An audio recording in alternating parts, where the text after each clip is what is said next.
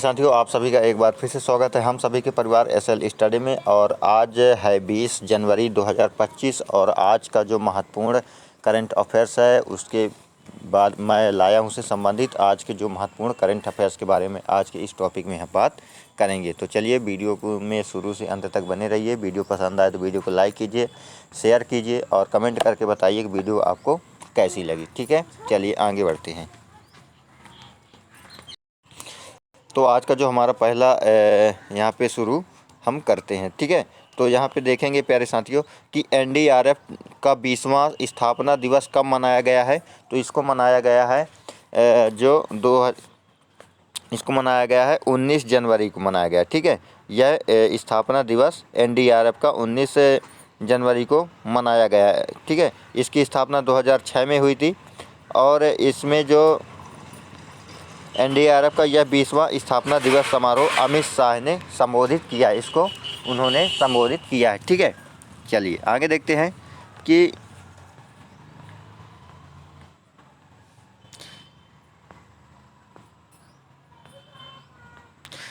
Gets Cambridge inspect पुरस्कार 2025 से किसे सम्मानित किया गया है। तो उर्वशी सिन्हा को सम्मानित किया गया। ठीक है, कि जो है तो इन्हें सम्मानित किया गया है। इससे पहले यह जो है तो यह बिल एंड मोलिंडा गेट्स फाउंडेशन द्वारा इसको चलाया गया है। Urvashi Singh Raman research institute RRI की क्या है, यह एक प्रोफेसर है। ठीक है, चलिए आगे देखते हैं।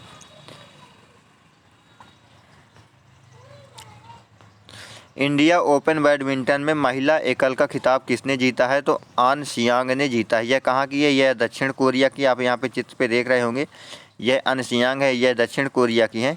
ठीक है, यहाँ पे जो है तो अगर पुरुष एकल में बात करें तो विजेता क्विटर एक्सलेशन जो डेनमार्क के हैं और उप विजेता सिउल ई हांगकांग की हैं। ठीक है, चलिए आगे देखते हैं।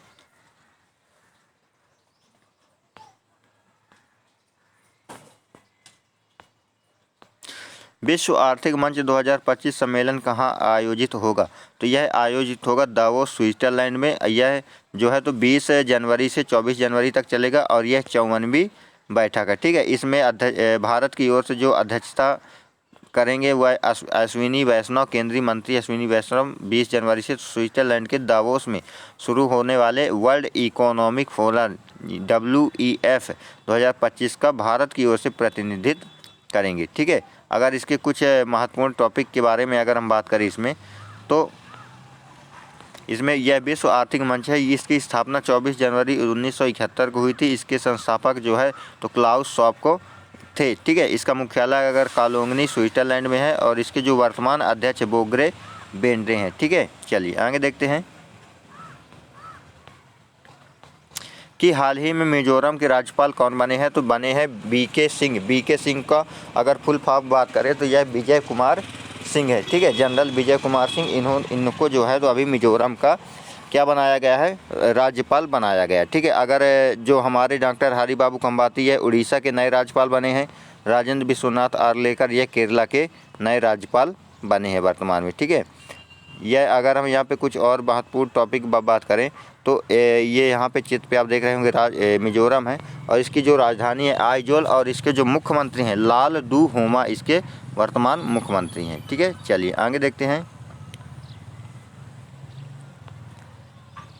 कि हाल ही में किस देश के सर्वोच्च न्यायालय पर हमला हुआ है।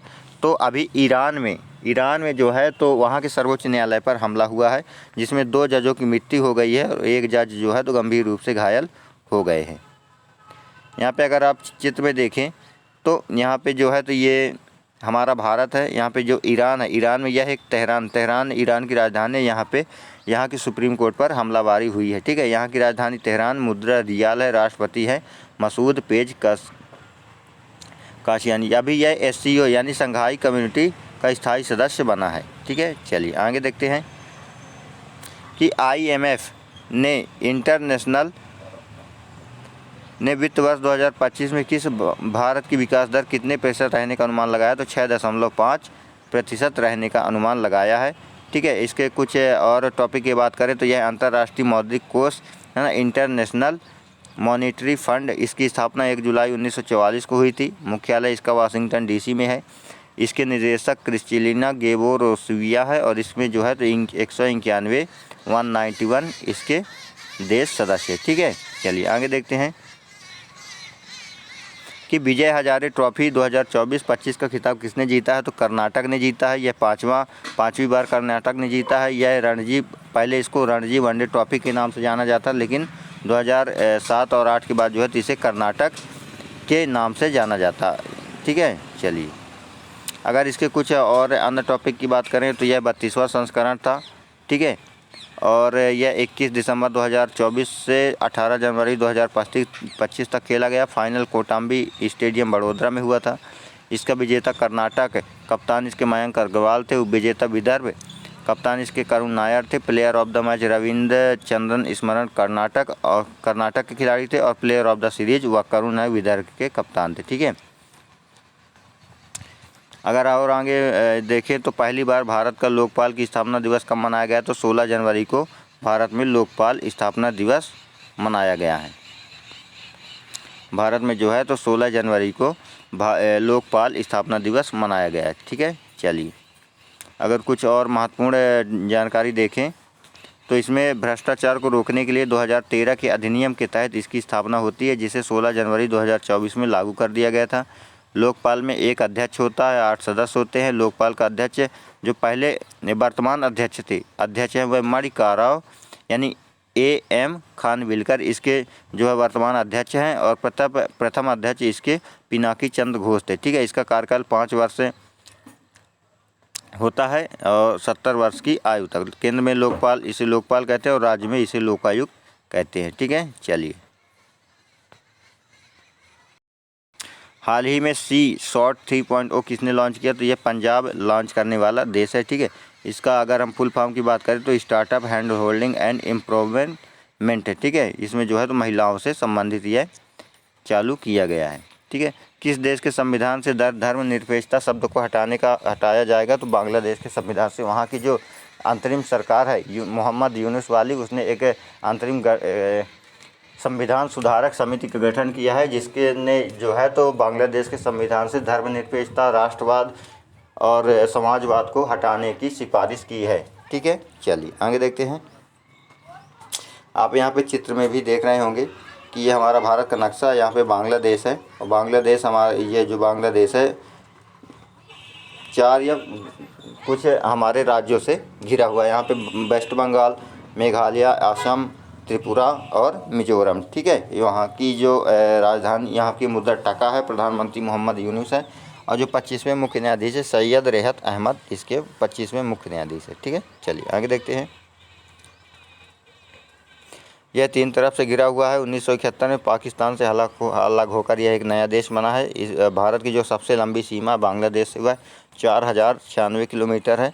इसमें राज्य मध्य प्रदेश पश्चिम बंगाल, मेघालय, असम, त्रिपुरा, मिजोरम से इसकी जो पूरी अपनी सीमा शेयर करता है। त्रिपुरा और बांग्लादेश के बीच एक जीरो लाइन है। ठीक है, बिस्मेटक का मुख्यालय इसका ढाका एक अंतर्राष्ट्रीय संगठन है बिस्मेटक, जिसका मुख्यालय ढाका में है। गंगा नदी को वहाँ पद्मा कहते हैं और ब्रह्मपुत्र इसमें जमुना नदी कहते हैं। ठीक है,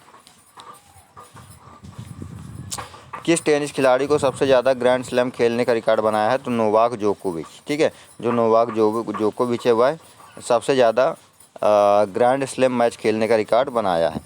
ठीक है, चलिए हाल ही में जारी QS वर्ल्ड फ्यूचर इंडेक्स 2025 का स्थान किस पर था। 56वें स्थान पर है। चलिए आई होप साथियों आपको वीडियो का पसंद